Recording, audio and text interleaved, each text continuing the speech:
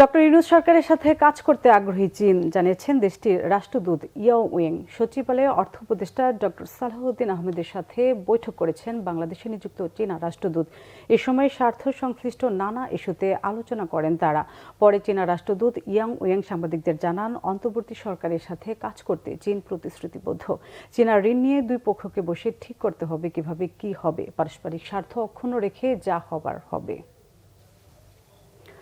বিএনপির মহাসচিব মির্জা ফখরুল ইসলাম আলমগীর অভিযোগ করেছেন, ভারতে স্বৈরাচারী শেখ হাসিনাকে আশ্রয় দিয়েছে, এখন ভারতে বসে ছাত্র জনতার বিপ্লবকে নছাদের চক্রান্ত করছেন তিনি। মির্জা ফখরুল বলেন, ছাত্র জনতার অভ্যুত্থানের মধ্য দিয়ে সরকারের পতন হয়েছে, শেখ হাসিনার দেশ ছেড়ে পালিয়ে আশ্রয় নিয়েছে ভারতে। বিএনপির জাতীয় স্থায়ী কমিটির নবনির্বাচিত নতুন দুই সদস্যকে নিয়ে জিয়াউর রহমানের সমাধিতে শ্রদ্ধা জানানো শেষে এসব কথা বলেন তিনি। তবে দেশের মানুষ শেখ হাসিনার অপরাধ খাটো করে দেখে না মন্তব্য করেন তিনি।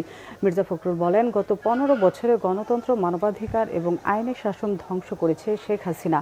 18 লাখ কোটি টাকা ঋণের বোঝা চাপিয়ে $100 মিলিয়ন পাচার করেছে স্বৈরাচারী সরকার। ভারত তার কমিটমেন্ট রক্ষা করেননি অভিযোগ করে শেখ হাসিনাকে ফেরত দিয়ে আইনের হাতে সুপর্দ করার আহ্বান জানান তিনি। অন্তর্বর্তীকালীন এই সরকারের প্রধান কাজ নির্বাচন করে জনগণের হাতে ক্ষমতা হস্তান্তর করা বলে উল্লেখ করেন বিএনপির মহাসচিব। ভারতের পশ্চিমবঙ্গ রাজ্যে ইন্টার্ন চিকিৎসককে ধর্ষণের পর হত্যার ঘটনায় বিক্ষোভ অব্যাহত রয়েছে। দোষীদের বিচারের আওতায় না আনা পর্যন্ত বিক্ষোভ চালিয়ে যাওয়ার ঘোষণা দিয়েছে অংশগ্রহণকারীরা। পশ্চিমবঙ্গ রাজ্যের পাশাপাশি ভারতের রাজধানী দিল্লিতেও প্রতিবাদ অব্যাহত রেখেছেন চিকিৎসক সহ বিভিন্ন শ্রেণী পেশার মানুষ। তারা ক্ষমতাসীন দলগুলোর দিকে অভিযোগের আঙুল তুলেছেন।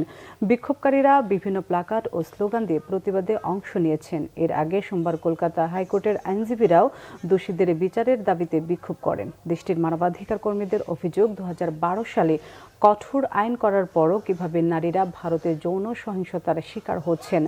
ভারতের কেন্দ্রীয় সরকার এরই মধ্যে চিকিৎসকদের কাজে ফিরতে বলেছে। পাশাপাশি তারা স্বাস্থ্যসেবা কর্মীদের সুরক্ষা নিশ্চিত করতে একটি কমিটিও করেছে। মঙ্গলবার এই ঘটনা শুনানির দিন ধার্য করেছে ভারতের সুপ্রিম কোর্ট। গেল 9 আগস্ট আরজিকর মেডিকেল কলেজ হাসপাতালের 4 তলায় ইন্টার্ন চিকিৎসককে সংঘবদ্ধ ধর্ষণের পর হত্যা করা হয়। এই ছিল এখনকার মতো। পরের সংবাদ দুপুর 2টায়। তার আগে একটাই রয়েছে নিউজ টপ 10 দেখার আমন্ত্রণ রইল। এছাড়া বাংলা ভিশন সংবাদ ও সংবাদ সংশ্লিষ্ট অনুষ্ঠান দেখতে ভিজিট করুন www.bvnews24.com ও facebook.com/banglavisionnews এবং সাবস্ক্রাইব করুন youtube.com/banglavisionnews। এতক্ষণ সাথে থাকার জন্য ধন্যবাদ।